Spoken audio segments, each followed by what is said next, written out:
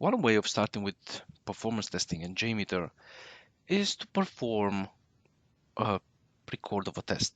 And I'm going to show you in this video how you can record your test in two ways, one in Firefox and one in Chrome.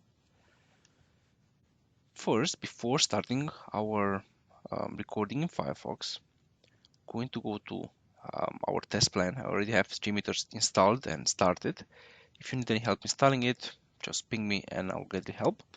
But the installation process is really straightforward. You just need to download the binaries from the Jmeter website, extract them, and then from the bin folder, select the jmeter.bat file if you are on Windows.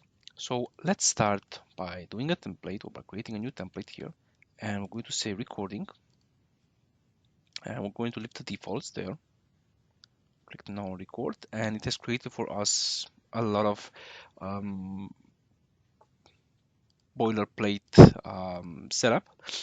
But the one which we are going to have a look at the moment is this test script recorder. In the test script recorder, two things are important for this video. The port, well, actually only the port. So we have the port here, port 888, and we're going to have a look how we can record the script in Firefox. So in Firefox, if we go to our options and write down here, we have settings, and we have, well, you most possibly will have either no proxy or auto detect proxy. We're going to go to manual proxy, and we're going to enter the proxy. I have localhost here entered, and what's important is to have the port. This port matches the port in Jmeter. Okay, once that is done, let's go to Chrome, and in Chrome we're going to copy this URL. This is the URL for where we're going to record the test, and we paste it here. But since the proxy is on, we cannot, well, we cannot navigate to the page. So if we want to navigate to the page, we first need to start the recorder. And when we start with the recorder, we have this message being shown to us. Don't be scared. This just means, let me just stop it. That just means we need to import the certificate in Firefox. And that's pretty straightforward to do. We go to privacy and settings, then a little bit down up to certificates, and we navigate in the certificate manager to authorities and say import, and then we will have in the bin folder the certificate that we need to import. Just double click it, we say we trust everything, we go for OK and OK, and now we can go back to Jmeter and start make OK. So as you can see here, I'm asked to enter a transaction name. So let's just enter something. I know home, and we start now the navigation. And if we go to Jmeter, we will see that we will have some code being written for us. So now I'm on the home, and what we want to do, let's go to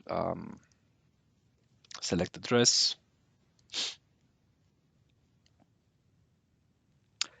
and add to cart. Add to cart. And then proceed to checkout.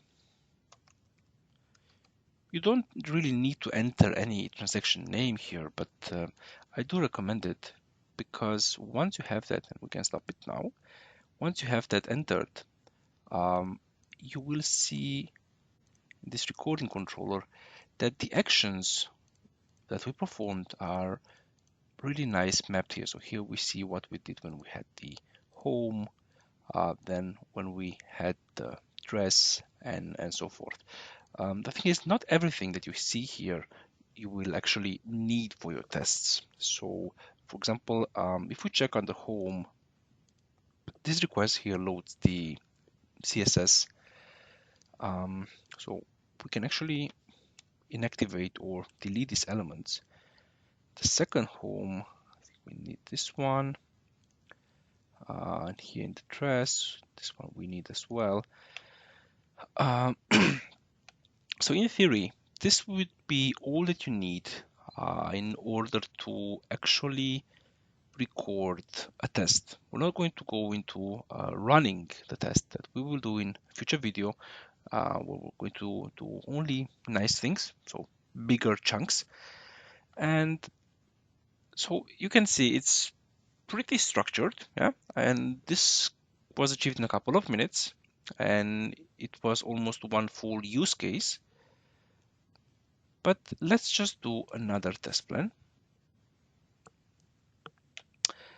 And for that one, we're going to go into Chrome, and in Chrome, I have installed a plugin or an extension which is called the Jmeter Continuous Testing Platform. And in here, I can say, I don't know, Jmeter test video, and I can start the recording. So I can load the page as I did before, navigate to the addresses, and here I'm going to say add to cart and proceed to checkout. And if you paid attention, while I was doing all of these items, I had here updates being made. So I will stop the recording and open the Jmeter again. And I have an option here that will allow me to save the script as a Jmeter script.